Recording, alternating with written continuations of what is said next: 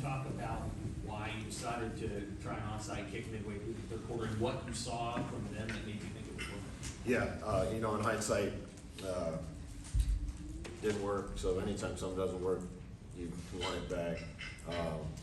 We've been talking to the kids about being aggressive and attacking this thing for weeks, and I think they did that. Part of it was we had a couple of things that we wanted to be aggressive in. We had one earlier that we wanted to see if we got the look we wanted, and we got a look that was really good for it, and I made that call, so that's on me. You know, at that point in the game, I thought all the momentum was on our side. I thought if we got it, we could end the game. And the way we were playing, you know, I felt at that point like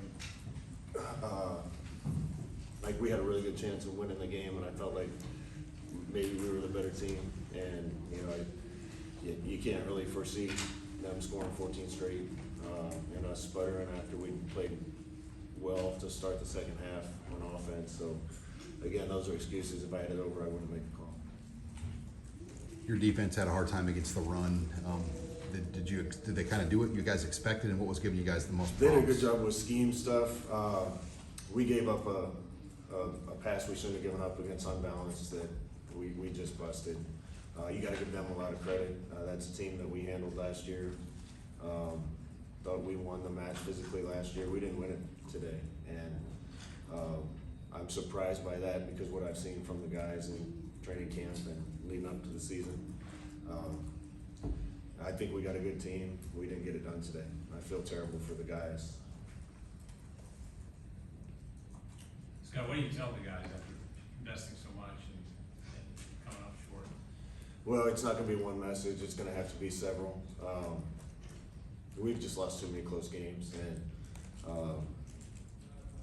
you know, these guys need something to believe in, and we need to believe in ourselves as a team. I think they do. I don't think there's a guy in our locker room that think we were going to come win this game today, and I'm sure they'll think the same thing next week. Coach, at 7 losses in a row now, what concerns do you have, if any, about your own future with the team? Well, you got to win in this business to keep your job. That's the way it is. I love Nebraska. I love the state of Nebraska. I love these fans that sacrificed to come over here. I want to thank them. The guys and the coaches, they did everything the right way leading up to this.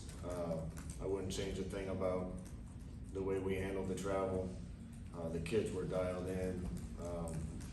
I give Northwestern a lot of credit. Again, they were more physical than us. I thought up front at times today, probably more than we were, and that was probably the difference. And we got to get this turned around. How surprised were you about the physical difference there? I don't know if there was a big difference, but you know, we certainly didn't dominate.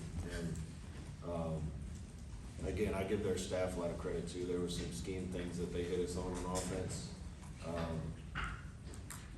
I think we're going to have to learn as an offensive staff that you got to be a little creative in this league. So we have some things that we can work on. We did a lot of good things, but it's got to be more of a complete game. Did you have Gabe Irwin and Ramir Johnson available today? And what was going on with them? Yeah, we did. That's been a good competition all camp. We played the guys that we thought had the best camp and really week leading up to this game. I think it would have been a different kind of game. We'd have gotten more guys in, but it wasn't. What did you think of Casey making his first start at quarterback for the program? It's good. Obviously, 2 picks too. Yeah, you know, he did a lot of really good things again. But you know, the good thing about having some new guys is we added a lot of talent to the team. Casey being one of them. There's a learning curve in this league, and you know, I've gone through it. You just can't be -1 in turnovers and make a bad decision as a head coach on an onside kick and give up a cheap one. That these games are all decided by 2 or 3 plays, and there's going to be 9 more of them this year like that, and we have to make sure we're on the right side of those plays. What was the difference? First 2.5 quarters, Casey. Last quarter and a half, and I know some of that wasn't him at all, but what was the difference in the pass game between those 2 halves? So. You know, I don't know if there was a difference with the quarterback. We lost Travis Vokalek for the game. That hurt us a little bit on a couple of them. We got to make sure we get them in the right stuff. Again, you know, this is the type of game we're going to be in, where you only get so many drives, and you got to take advantage of them. And 2 turnovers hurt. You know, I think we were up 11 twice in the game, and gave up the lead, which we can't do on defense, and we got to score when we're needed to on offense. Couple more. What were your impressions of the tackling, and how did it look tonight compared to how it's looked in practice? I didn't think we tackled great in open space. I think when it was in the box, it was fine. That's my impression without watching it on tape set. We missed a couple out in space that we can't miss. And we're gonna play guys that are just as talented, more talented, down the road. I thought their backs ran great. I thought they did a good job making one more cut and getting extra yards. But we certainly had opportunity to make more plays than we did. Have you seen Casey make the kind of plays, the kind of play that he did on the scramble and reversing field and throwing down to Isaiah? Is that something that you expect him to do? Yeah, he's a better athlete than people think. You know, he came out on fire, and we just didn't create any of those big plays when we needed to down the stretch. But we can't put ourselves in that situation. You know,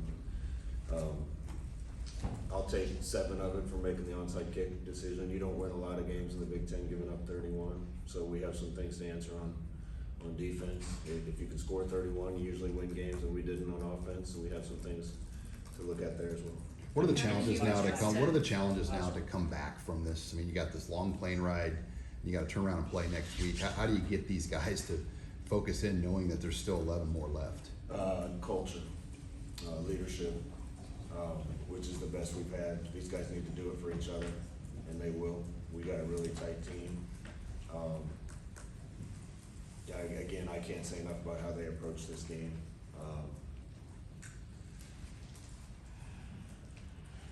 The travel over, everything that they did. This is a tight group, the tightest group we've had, and they're going to have to lean on that after a disappointing start. How did you Coach, adjust to not, and Last one here. how did you adjust to not calling the offensive pitch yourself? It's tough for me, you know. I've said this, there's no one way to do things. But I think we can cooperate and a little bit more. You know, probably the thing that hurt our offense is when we got in situations where we're just running the ball. We weren't efficient enough, and when you gain yards on those plays, it gives you more opportunities to run the stuff that you think could hit big. Coach, thank you, Stephen. Last question. I'm sorry, it's a hard one, but if things don't start going in the right direction, is there any point in time where you would consider stepping down? No, absolutely not. I love Nebraska. I'm going to fight with the guys as long as I can fight.